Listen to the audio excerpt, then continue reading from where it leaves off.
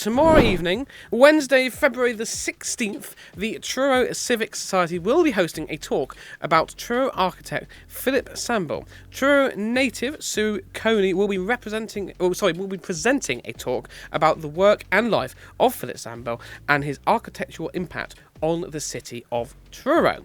Joining us now on Chaos TV from the Truro Civic Society is Bert Biscoe, as well as author and historian Sue Coney. Thank you both for joining us today, and it's wonderful to see you again, Bert. And you. Hello. Hello, lovely to have you both on. Thank you very much for coming on. I don't think, Ross, you were here last time when we chatted to Bert, was you? I wasn't. I missed it last time, so I'm looking forward to this. There we go. And of course, Sue, thank you very much for coming on the show as well. It's lovely to have you. Both of you looking nice and relaxed. It's nice to see people being a bit happy with everything going on in the world. It's nice to talk about something close to home as well, something positive. So that's a lot of books behind you there, Bert. Oh my goodness me. Right, well, first of Insulation. Insulation. You know what? That's the way to do it, isn't it? We don't need to go out and pay for insulation. Just get a load of books, put them against the wall. Job done. Just don't be reading any of them, especially the ones on the bottom. It's better than reading fiberglass. Fair enough. Now, Bert, could you tell us more about the Truro Civic Society? What's the focus of the group? Okay, the Truro Civic Society was formed in the 1960s when there was a furore going on in the town about how to modernise the town, led by the Truro City Council, but also with a community of architects and others, chartered surveyors and engineers and so on, which had grown up in Truro in the post-war period, inspired by the Architects Department at Cornwall County Council, and also by Truro's desire to reorganise itself for the future. And the council, the architects, Cornwall County Council, and so on, undertook a huge project in Truro, which caused massive amounts of rowing and arguing and exhibitions and commissions and proposals and all the rest of it. And there's a huge amount of material floating around. But in amongst all that, a group of people felt that whilst they supported the view that if the town modernised, the council would be able to modernise social housing, which was a really big issue just after the war, because an awful lot of houses in Truro had outside toilets and no bathrooms and so on. And people had seen a different way of life when they saw the Americans here during the war, camping before the D-Day landings and so on. And that had inspired people. And so that's what was driving the change. And the Civic Society grew up to try and make sure that we didn't throw out the baby with the bathwater, that we actually hung on to the built heritage of Truro, and that we also promoted the principles of good design.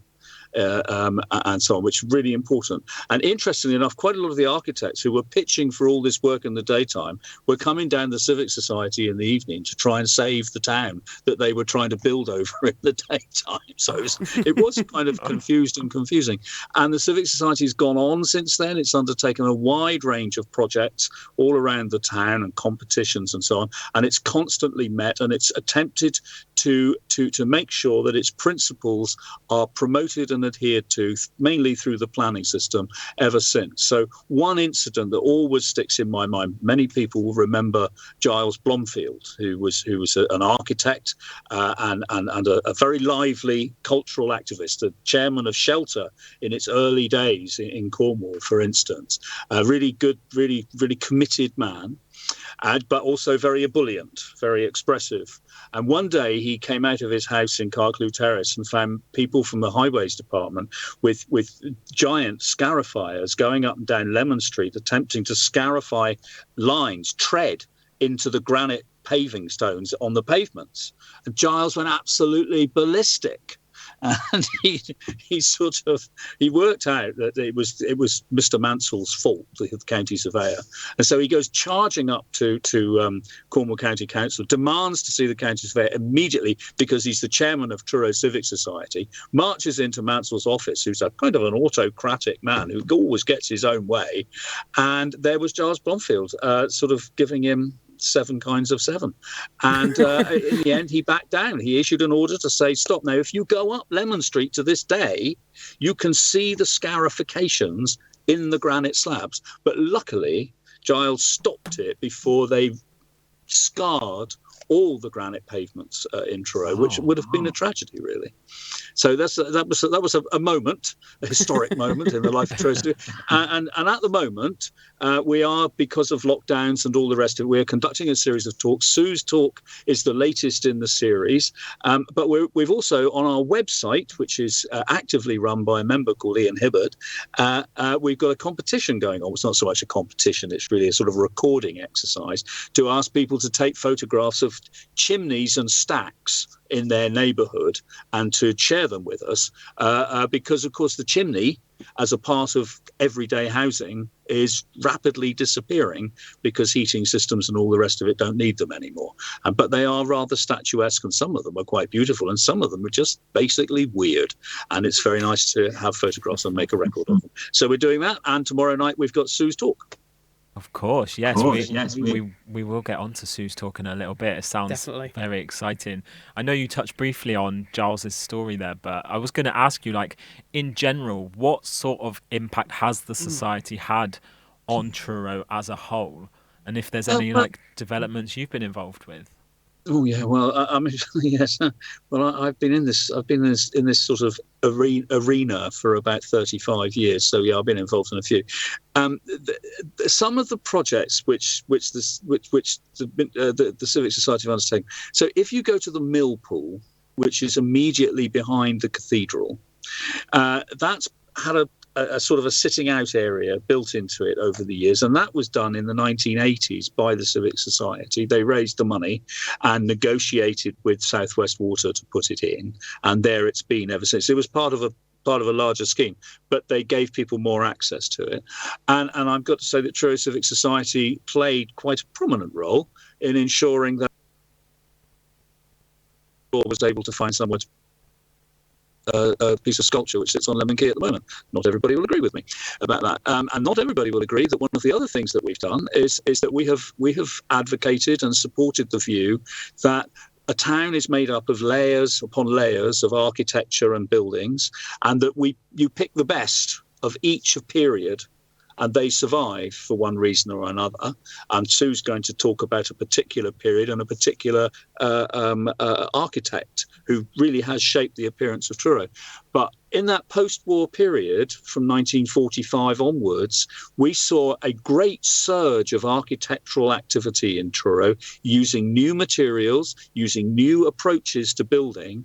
And that's been a major architectural contribution to the overall diversity of the town. And the Civic Society has played quite a prominent role, I think, in trying to persuade people that it's important, even though many people believe that these things are incredibly ugly, that actually they are a genuine architectural contribution to the overall fabric and the appearance of the town, and they chronicle part of our history. What I find really fascinating is that if you talk to people, many people of my age, they will say, "Oh, I can't stand that. Look at it, it's all concrete and it's great thick set pillars and all the rest of it. Oh, no windows upstairs and all the rest of it." If you talk to young people, they say, "We really like it. This is part of our built heritage. We actually value these buildings, you know." And I think that's interesting. That illustrates how, as time goes by, things become part of the landscape. And I think that it's important that actually the voice of the young is heard in this discussion, and that we do make sure that we protect, we respect, and we value the best of the contributions of that architectural school in Truro for the future. It's funny, isn't it, how it comes around, how people's likes and dislikes come around. Like, I would have thought, well, if I was younger than I am now, let's not talk about that. I would have assumed it would be the other way around. It would be the younger generation or my generation at the time saying, "Oh no, we don't like that. It's, you know, it looks ugly or whatever," and it would have been the older generation. But I kind of feel like it's all done a full circle now. We're back where the younger are appreciating it more, which is lovely because it helps us know that we're going to enjoy it later on. Equally, those buildings have been there while the young have been growing up. And so they're part of their landscape. That's what they're used to. And they've maybe looked at them differently to people who looked at the things that were there before and quite liked those and didn't like the fact they were knocked down. I mean, you know, there are some disasters and some not so good bits. I mean, I am a lover of the memory of the Red Lion Hotel. And I cannot say with hand on heart that the supermarket, beloved though the Co-op is to all of us who live within 100 yards of it and live and eat and drink as a result of it, beloved though it is not a very good building. And which is sad, isn't it? Because what it replaced was a 17th century bespoke hotel with front and back were equally as beautiful, although nobody really knows much about the back, which is a shame. I couldn't agree more with you. I do like my older buildings with history, something with character as well. But I'm going to move on and ask, just before we go to you, Sue, I haven't forgotten about you. Do you obviously you've mentioned you do host some talks like Sue. Do you do it quite often? What sort of subjects do you talk about? We're trying to do a monthly series. Although don't ask me what next month's is. I've got an idea, but I haven't asked the person who I was hoping would do it yet. But there we are. You'll be the first to hear. Awesome. But we have done a series now. The last one we did last month was really good, which is available on the website, which was by a lady called Fiona Fleming, who was talking about landscape archaeology and actually mapping some of all the finds that have been made around Truro in the last 40 years, because all the development we've seen has given rise to new archaeology, and that tells us a lot more about the story of the town than we knew before. Like, for instance, that the earliest people didn't live down here in the centre; they lived up on the hills, and that in the beginning of the Iron Age, you can begin to see the emergence of what she referred to as territoriality, which is groups and clusters of dwellings and buildings beginning to form themselves into areas like manors or parishes. It's really interesting. And they go back, parishes weren't created by bureaucrats for the purposes of conducting elections. They are actually places in their own right which emerge because they emerged organically, and people have deep-seated relationships with them. Deep-seated. Wow. Sometimes they stand up. Just add that in there. I like that. I didn't know that about parishes. I always wondered how they came about. That's quite interesting. It is. Yeah, so obviously I want to bring Sue into the conversation now. And obviously we have mentioned that Sue will be hosting a Zoom presentation on Philip Sambell tomorrow at 6:30. Sue, thank you for joining us as well. Want to have a little chat to you. Now, I believe you are a Truro native, but you're no longer in the county. Is that right? That is correct. So mostly where are because of this dreadful pandemic, I decided to leave my beloved hometown and move near to my sons. And I now reside near the ancient Roman city of Chester. Oh, okay. Well, when you are in Cornwall, I understand you volunteered at the Royal Cornwall Museum. Have you always had a passion for history, or is this whether you love for it blossomed?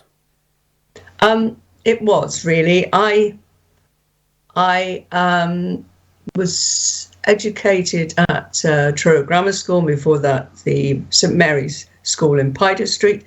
My ambitions when I was at school was to do science, and I was fascinated by space shots and stuff like that. And I was very lucky to be able to go and have a career in that, mostly in IT. So that was fine. But when I retired, I said that I would, like to my mum, who was alive at the time, I'm going to do the family history. And she said to me, I wouldn't bother, my dear. We know exactly where we come from. We come from a long line of serfs, which we do. But they were all Cornish serfs. Interrupt briefly? Because I love both of you have done an impression of people now. And I love it. It's great. It's perfect. Sorry.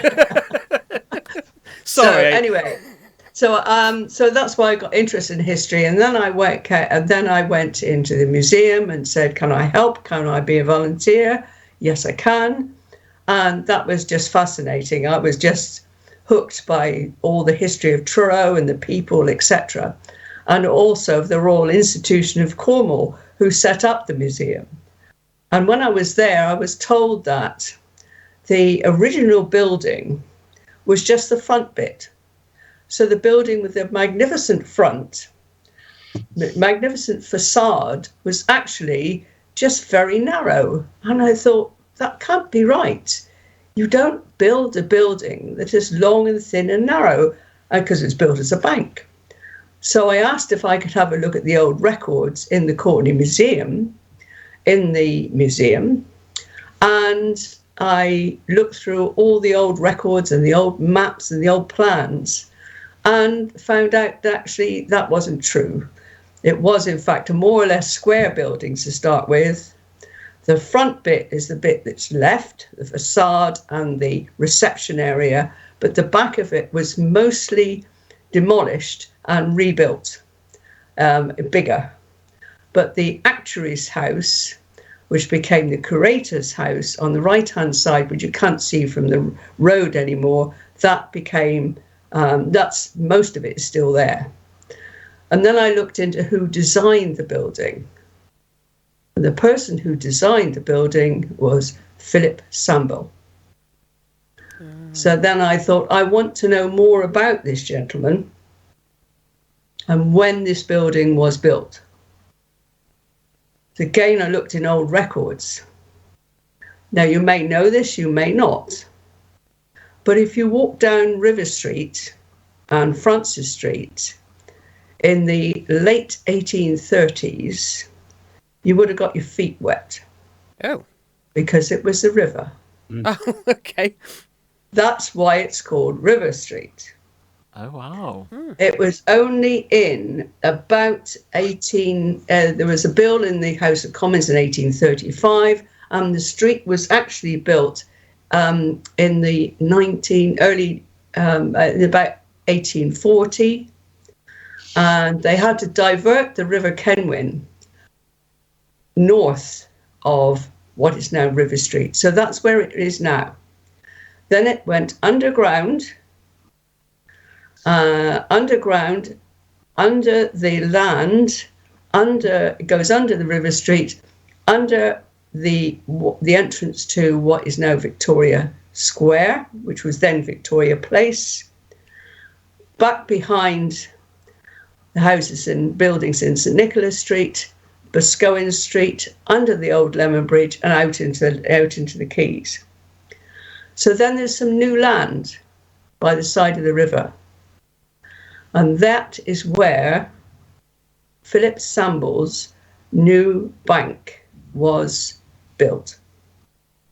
So when you walk along River Street, now, of course, you won't get your feet wet, especially if they put the floodgates up the river so they won't flood River Street anymore. But the river still runs underneath the Royal Institute of Cornwall's museum building. It runs underneath it, to the side, under the street, under the entrance to Victoria Square, and back to where it always was.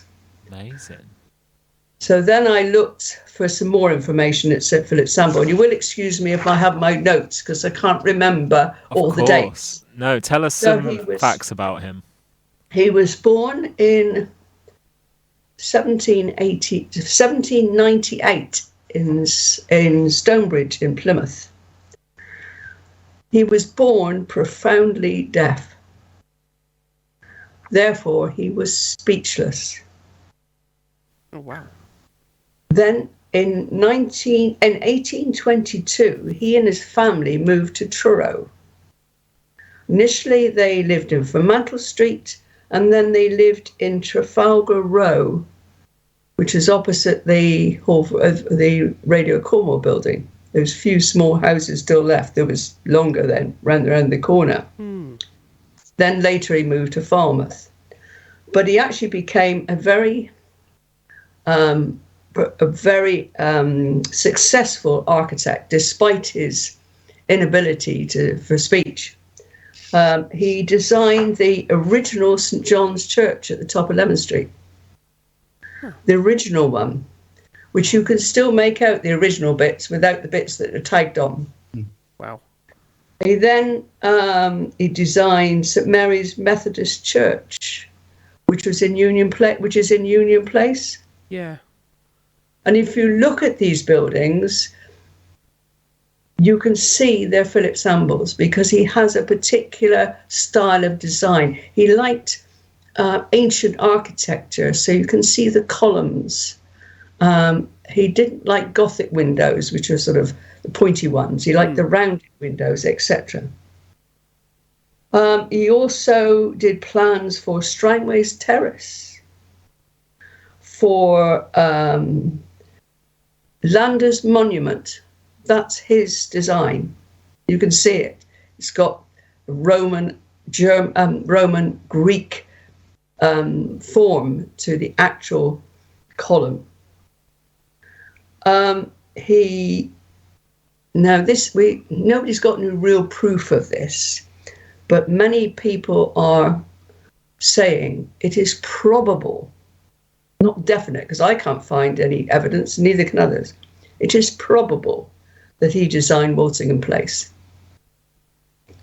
He also he put out the plans for River Street, Castle Street and St George's Road. And if you look at those buildings, again, you can see the marks of a Philip Sambell design. So it's safe to say he was quite a busy boy then. He certainly is. A lot going on. He's very successful, but then he designed the Baptist Chapel. He also designed Baptist chapels in other towns in Cornwall, and the reason being is he was a Baptist. Oh, okay. It's funny you've mentioned quite a few of those names, Sue, because we've actually got a few photos of these very buildings. If we could have a quick look, actually. Let's have a look. Here we go. Could you run us through which ones we're looking at as we go through, please? That's the Baptist Chapel in River Street, which was built a bit later than the museum building next door, which originally built as a bank. People know the cafe on the bottom, on the ground floor, but up above there's a gallery, which is a fire gallery, which is part of the museum. So that's that one. Amazing. Ah, yes, we all know this one. That's Landers Monument. That's a column. He didn't do the statue on the top. That's his design. That was Neville Northey Bernard. Yes. Did the statue on top, who was another person who came from very, very humble beginnings and overcame great disabilities to become a renowned sculptor. Yeah. Amazing. Nice to see the work coming together. That's St Mary's Methodist Church. I always refer to it as Methodist Chapel because it was because they couldn't call it a church before the cathedral was there, because you had St Mary's Church on the site of the cathedral, so it was the chapel then. But now they call it the Methodist Church. But again, you can see the marks of Philip Sambell design, and of course the cafe in there is called Sambell's. That's the Royal Cornwall Museum. Of course. I always say to people, when you're walking around Truro, before you go in anywhere, stand back and look, because that's the history. It's in front of you. That's lovely. I like that advice. That's very good. I think we take buildings like that for granted sometimes, don't we? We do, yeah. And Bert, I want to bring you back into the conversation as well. I think Sue briefly touched on a place called Walsingham Place. Yeah. And if you could tell us a little bit about that as We've well. actually got a photo as well. Well, Sambell worked for a man called Edmund Turner. He was the property developer, and he was married into the Ferris family, as in Ferristown. And Edmund Turner was a very ambitious man. He was an entrepreneur. He was a lawyer. He was a politician. He was for a time mayor of Truro. And then after the 1832 Great Reform Act, which did away with pocket boroughs and rotten boroughs and so on, he developed the idea that he quite liked to represent Truro in Parliament. Because, of course, the patronage of the great estates of the Biscoans and so on was eroding as the result of the Great Reform Act. And so in the Act, it said that anybody who paid rates over £10 a year had the vote. And so Walsingham Place was conceived by Turner, and designed, as we understand it, by Sambell, and they built it. And lo and behold, the rateable value was £10 and just a little bit more, like a penny. And so he won the election and got into Parliament, and there he sat for a few years. And then in the people lived with it, and people lived in Walsingham Place for many, many years. And in the 1960s, 50s, and the 30s in particular, there was a lot of concern about the quality of housing, and people weren't too impressed with the outside toilets and all this. And then along came these architects in the 1960s and said, we want to build a multi-storey car park. If we're going to re-engineer Truro to become a major retail centre, we have to have a multi-storey in the centre of town. That's where it's going to go. And we have to get rid of this old crescent of houses. They're no good.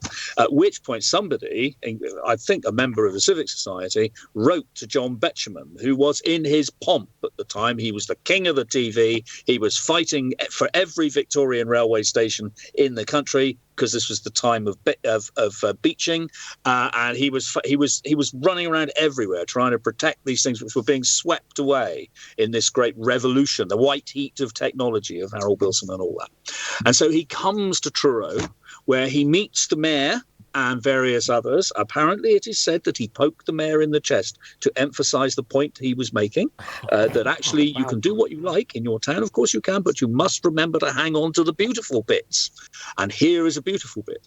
And in order to reinforce that point, Betjeman was writing at the time something called the Shell Guides. And he wrote the Shell Guide of Cornwall. And in there was a little piece about Walsingham Place, in which he says, he puts in a big photograph, huge photograph of Walsingham Place. Walsingham Place, Truro, mercifully preserved. And he'd been down and he saved it. So now what you've got is this really weird sort of juxtaposition of a multi-storey car park and this little early 19th century beautiful Georgian crescent. And the two things, because they rub up against each other, and you walk through one to get to the other, that contrast kind of, for me, embodies the diversity of the architectural heritage of Truro in a really, really, and I think we should be proud of that. It's funny Not everybody agrees. It's funny you mentioned that, because I've been to Truro plenty of times, obviously, in my life. I'm here now. I'm always in Truro. I have seen Walsingham Place multiple times, and I've always taken the alley just to the right, because I'm always going to and fro the car park. I've never had a need to go up there. I've never. We call that. Sorry? Mallet's Op, we call that. Righty-ho. Well, I've never known. So for one day I thought, why don't I just walk up there? And honestly, it's only this last month I've actually, for the first time, walked up there, and it is quite a pretty, just a small little, so it's like a little side road. But once you start walking up, you get that very different feel completely. And I did think to myself, what the heck? What's the history of this place? So thanks for that. You've taught me pretty quickly. Next time. Yeah. Well, I want to thank you to both of you for taking the time to talk to us today. Full of information, awesome information as always. Tomorrow evening, we must not forget, 6:30 for your talk, Sue. How can people watch and listen, please, Bert? On Zoom, and you can collect the link from the Truro Civic Society website, which is www.trurocivicsociety.com. Perfect. Not a difficult one to remember, and the link is there. And come and join us. It starts at 6:30, and Sue has already demonstrated the breadth of her knowledge, and I think that it will be an interesting and enjoyable talk. Very accomplished speaker. I'd very much like to talk to her about space, actually. That's a bit of a side note, isn't it? There going. I was just thinking, one of the great adventures of my life when I was a little boy was to be taken down to Goonhilly and see Arthur and Guinevere and read about Telstar and all that. It was a big part of my growing up was Telstar, Yuri Gagarin and all that. To think that Cornwall was in the thick of that is just fantastic. Amazing. Well, look, Bert, Sue, thank you both very much for your wonderful knowledge, information, and for taking the time to chat to us today. Hopefully we can chat with you again soon, and obviously all the best with tomorrow's talk. Yes. Best of Thank luck, you. guys. Thank you very much. Thank you. Bye. Thank you very much, guys. Bye. Wow, wealth of knowledge there. Love Like, that. individually, let alone both of them at the same time. That's amazing. I've lived in Truro my whole life, and I've looked at these buildings and these different venues, and you don't sort of think twice about all the hard work that goes on behind the scenes. No, the history as well. It's quite incredible. Yeah.